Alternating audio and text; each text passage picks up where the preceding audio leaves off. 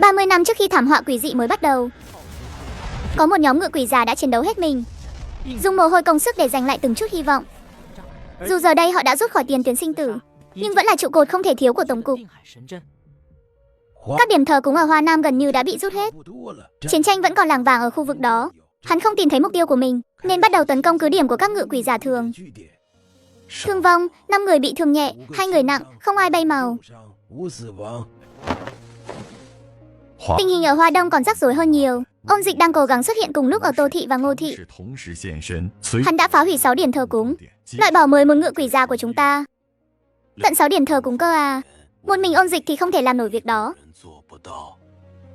Hắn đã huy động ít nhất 30 tên khác, đều là thực thể từ cấp C đến cấp Anh. Ám Thế Hội rốt cuộc có bao nhiêu người vậy? Theo bộ phận tình báo ước tính có 5 người cấp AC. Cấp Anh đến cấp AC có khoảng 50 người. Dưới cấp B thì có hơn 500 người. Còn bên Minh Phủ thì có động tĩnh gì không? Hiện tại vẫn chưa thấy bất kỳ động tĩnh nào. Phán Quan, Vô Thường, Ngư Đầu, Mã Diện, Mạnh Bà đều chưa lộ diện. Minh Vương thì càng không thấy tung tích đâu. Nhưng thông tin chúng ta thu thập được cho thấy tần suất liên lạc giữa Ám Thế Hội và Minh Phủ đang tăng lên. Mới chỉ 1 tháng trước thôi, chúng ta thậm chí còn chưa bao giờ nhìn thấy thần. Vậy mà giờ đây có một vị thần thực sự đang giúp đỡ chúng ta. Nhưng thần không thể giải quyết mọi vấn đề được. Người của Ám Thế Hội thì chúng ta phải tự xử lý. Người của Minh Phủ thì chúng ta phải tự mình gánh vác. Sức mạnh của nước ta không phải để làm cảnh. Hãy mời mấy vị tiền bối đó ra đây đi. Ý ngài là các vị lãnh đạo cũ sao? Tôi biết, họ vẫn đang bế quan tu vi ở đó. Quỷ dị đã khôi phục được 30 năm rồi. Ám Thế Hội cũng đã làm loạn suốt 20 năm qua. Chúng ta luôn ở thế bị động chịu đòn. Giờ đây đã có một vị thần làm chỗ dựa vững chắc. Đã đến lúc chúng ta phải phản công rồi, hiểu chưa? Chuyện về con trai ông, Thương Hải đã báo cáo với tôi rồi. Nhưng tôi không quan tâm cậu ta có phải thần hay không. Cái tôi thực sự quan tâm là cậu ta có thể giúp chúng ta thắng trận chiến này không? Có thể. Được, vậy tôi cũng sẽ nói thật cho ông biết. Suốt 30 năm quỷ dị khôi phục vừa qua, chúng ta trụ vững đến giờ không phải nhờ may mắn đâu. Chúng ta có một nhóm cao thủ thực thụ. Chỉ là bình thường họ không xuất đầu lộ diện thôi. Ngài nói vậy là có ý gì ạ? Diệp huynh đệ, ông đã nghe nói về Trấn Quốc Tứ Trụ chưa? Tôi làm ở ngự quỷ cục suốt nửa đời người rồi, nhưng chưa bao giờ nghe thấy danh xưng này cả. Trấn Quốc Tứ Trụ là 4 ngự quỷ giả cấp CC. Hồi đầu khi quỷ dị khôi phục 30 năm trước, chính họ đã ra tay để ổn định đại cục của đại hạ. Nhưng cái giá mà họ phải trả cũng cực kỳ lớn. Thực thể quỷ dị trong người tuy đã bị trấn áp, nhưng nó vẫn luôn âm thầm ăn mòn tâm trí họ. Cấp CC ư? Trước đây tôi cứ nghĩ cấp Anh đã là giới hạn cao nhất của ngự quỷ giả rồi chứ. Hóa ra không phải vậy. Thế còn Ám Thế Hội thì sao? Họ cũng có những kẻ đạt cấp CC đấy. Hội trưởng của họ chính là cấp CC. Cho nên, sự xuất hiện của con trai ông là một cơ hội lớn, nhưng đồng thời cũng là một mối nguy cơ tiềm ẩn. Tôi hiểu rồi. Không, ông vẫn chưa hiểu hết đâu.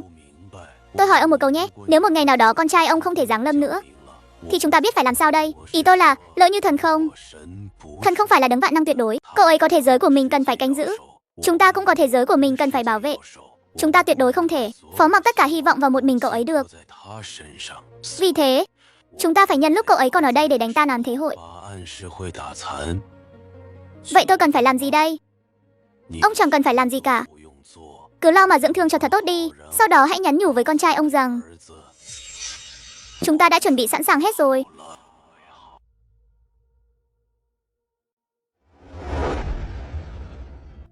Liệu cậu ấy có đến không ạ? Chắc chắn là có, bởi vì tôi đã trở thành mục tiêu số 1 của Ám Thế Hội rồi.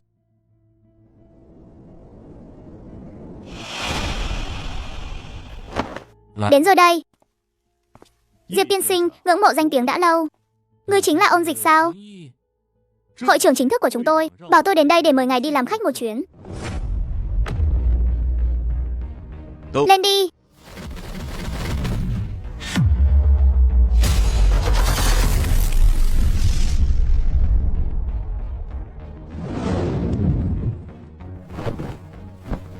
Chỉ thế này thôi sao? Các người nghĩ một cấp 3A cùng với một cấp 4A là có thể chặn được tôi à?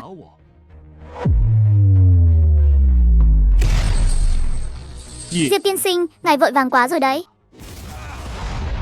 Ai đó?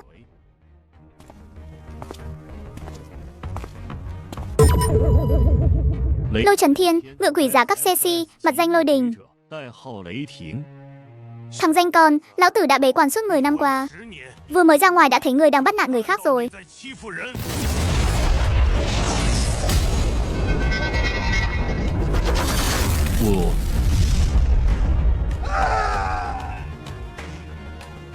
Các bề si cơ à? Chỉ có thế thôi sao? Ông chính là cha của vị thần linh đó à? Con trai ông được đấy, khá lắm. Nhưng hãy nhớ cho kỹ, ám thế hội này tự chúng ta có thể đối phó được. Việc của thần thì cứ để thần lo, việc của con người thì cứ để người làm. Lão già họ Tống kia bảo tôi nói với các người rằng từ hôm nay bắt đầu phản công. Khả năng cảm quan liên giới có thể nhận biết nội dung cầu nguyện của tín đồ tại Lam Tinh và định vị vị trí của họ để thực hiện dáng Lâm, có thể chọn bất kỳ vị trí của tín đồ nào để hiện thân mà không cần phụ thuộc vào các điểm thờ cúng nữa. Chức năng này còn xịn hơn cả bản đồ chỉ đường luôn đấy.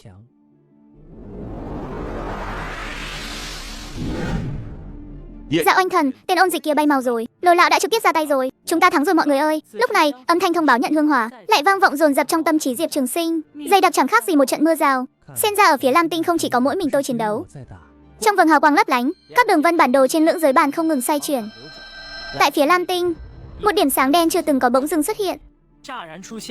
Vị trí nằm ở vùng biên giới Tây Nam của Đại Hạ. Tôi đã xuyên không đến thế giới yêu ma này và trở thành một vị thần linh của nơi đây. Đối với một vị thần mà nói, công đức chính là tu vi, còn hương hỏa chính là thần lực và cũng là thọ mệnh. Thế nhưng hương hỏa của tôi đã hoàn toàn cạn kiệt, thần cách thì tan vỡ từng mảnh. Cũng may là tôi vẫn có thể liên lạc được với người cha đang ở hành tinh Lam Tinh. Con trai à, con nói là con đã xuyên không tới một thế giới đầy yêu ma. Đã vậy còn trở thành âm thần nữa sao? Cái điểm sáng đen kịt kia đầy dẫy sự u ám và tà khí, giống như một đôi mắt lạnh lẽo đang im lìm quan sát. Thứ này khiến Diệp Trường Sinh cảm thấy chưa từng có. Một cảm giác lạnh thấu đến tận xương tủy, tĩnh mịch và đầy hơi thở chết chóc, sâu thẳm giống như một vực thẳm không đáy nuốt chửng mọi thứ.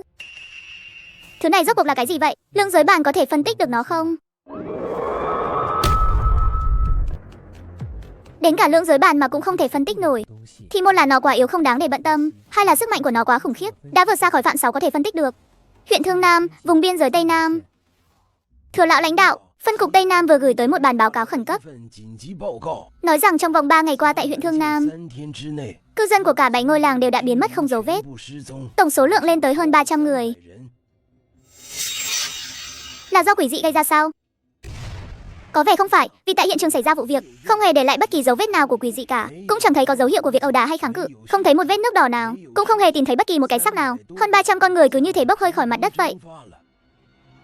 Đó rốt cuộc là cái gì mới được chứ? Tôi cũng không biết nữa. Phân cục Tây Nam đã cử 2 đội người đi điều tra rồi. Đội đầu tiên thì đã hoàn toàn mất tích, còn đội thứ 2 thì chỉ duy nhất một người trở về được. Người đó hiện giờ đang ở đâu? Anh ta đang ở trong trung tâm y tế, nhưng trạng thái tinh thần đang rất hoảng loạn. Anh ta cứ lẩm bẩm mãi một câu rằng người ở trên đất đều bị cái bóng dưới đất kéo đi sạch rồi. Thương Hải, kết quả phân tích dữ liệu sao rồi? Lão lãnh đạo, ở độ sâu 300 m dưới huyện Thương Nam có xuất hiện một cái hố khổng lồ giống tuyết. Khi các thiết bị dò tìm của chúng ta đi vào cái hố đó thì tất cả đều bị mất tín hiệu hoàn toàn. Không phải là do bị phá hủy đâu, mà cảm giác như bị thứ gì đó nuốt chửng lấy vậy. Côn Luân, cậu hãy đi Tây Nam một chuyến đi. Nhớ đưa cả Lôi lão đi cùng nữa nhé. Lý lão vẫn đang bận truy đuổi chiến tranh rồi. Chuyện ở phía Tây Nam này quan trọng hơn nhiều. Đã rõ thưa ngài.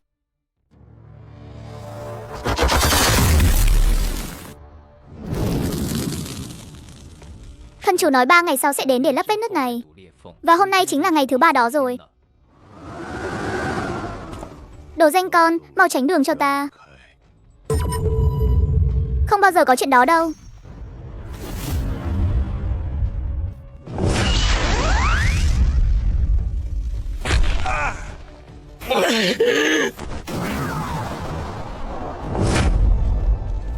Lỗ Ý.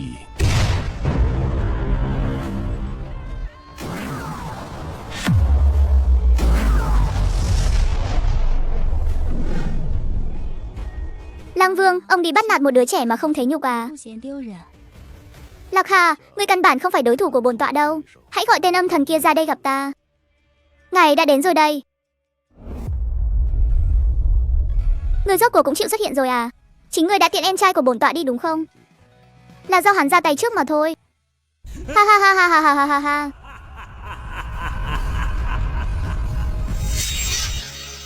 Được lắm, bổn tọa sẽ cho ngươi một cơ hội cuối cùng.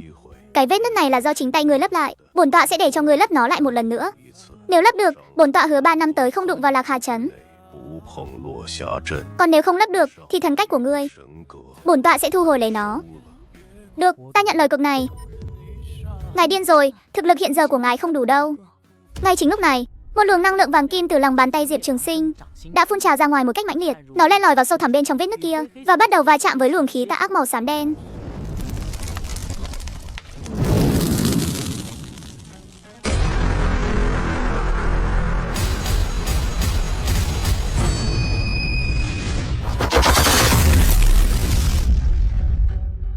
Nó dần dần ngưng tụ lại trên bề mặt. Ở đây không hề có linh chất nào cả, chỉ cần xử lý được chúng là có thể lấp vết nứt này.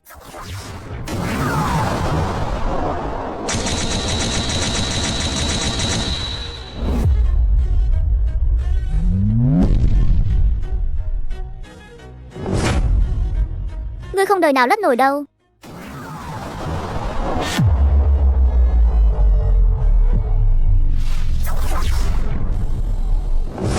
Biến đi, Diệp Trường Sinh vẫn đứng im không nhúc nhích, ngay khi móng vuốt chỉ còn cách hư ảnh chưa đầy 3 thước. Thực sự đã phun trào ra rồi, năng lượng vàng kim bùng nổ từ trong hư không. Cái gì chứ? Bản thân đã nói với ngươi rồi. Bản thân ta chính là âm thần, sinh ra đã là kẻ khắc chế mọi loại yêu ma. Yêu lực của ngươi chẳng có tác dụng gì với ta đâu. Hư ảnh của Diệp Trường Sinh lại càng trở nên mờ nhạt hơn. Ở dưới đáy của vết nứt, luồng khí tà ác xám đen đã hoàn toàn ngừng bốc lên trên. Vết nứt lúc này cũng đã được lấp lại hoàn toàn. Sau đó, những sợi xiềng xích trên người Lang Vương cũng đứt lìa. Hắn cúi xuống nhìn những vết thương trên cơ thể mình. Hắn im lặng trong giây lát. Ngươi thắng rồi, trong vòng 3 năm tới đây, bổn tọa sẽ không bao giờ đụng đến Lạc Hà trấn nữa. Nhưng ta sẽ không quên việc ngươi đã xử lý Liệt Nha đâu. Chuyện này vẫn chưa kết thúc đâu nhé. Bản thân sẽ chờ ngày tiếp chiến với ông. Cái hồ lô này đã đi theo bản thân suốt 80 năm qua. Vậy mà đây là lần đầu tiên nó bị hư hại nặng như vậy. Thành hoàng gia, vết nứt đó đã được lấp lại rồi. Lang Vương đã rút khỏi Thương Ngô Sơn, thần lực âm thần đã cạn. Cả món pháp bảo của Lạc Hà nương nương, là chiếc bích ngọc hồ lô cũng đã bị tổn hại nặng nề. Lang Vương hứa 3 năm không đụng đến Lạc Hà trấn. Nhưng loài sói chưa bao giờ là quân tử giữ lời cả. Ý của ngài là bản thân đã cố tình làm gì đó với vết nứt. Lúc mà Lang Vương đang cố xé rách vết nứt đó, chính bản thân đã âm thầm giúp hắn ta một tay. Luồng khí tà ác có thể lan đến Lạc Hà trấn không phải ngẫu nhiên. Thành hoàng gia, tại sao ngài lại làm như vậy ạ? Huyện Bình An này chính là địa bàn của bản thân. Lạc Hà trấn hay Thương Ngô Sơn và cả Hắc Phong lĩnh đều thuộc ranh giới huyện Bình An này. Bản thân đã cai quản nơi này suốt 300 năm qua rồi. Ta không thể để cho mấy kẻ từ nơi khác đến đây cắm rễ được. Vốn dĩ bản thân muốn mượn bàn tay của Lang Vương để loại bỏ vị âm thần mới xuất hiện kia đi. Thế nhưng không ngờ rằng hắn ta lại thắng được. Vậy bây giờ chúng ta phải tính sao đây ạ? Cứ đợi cho vị âm thần đó khôi phục lại thần lực đã. Đợi đến khi hắn nghĩ rằng mọi thứ đều đã bình yên vô sự, và đợi đến lúc hắn bắt đầu lơi lỏng cảnh giác nhất, thì khi đó bản thân mới chính thức ra tay.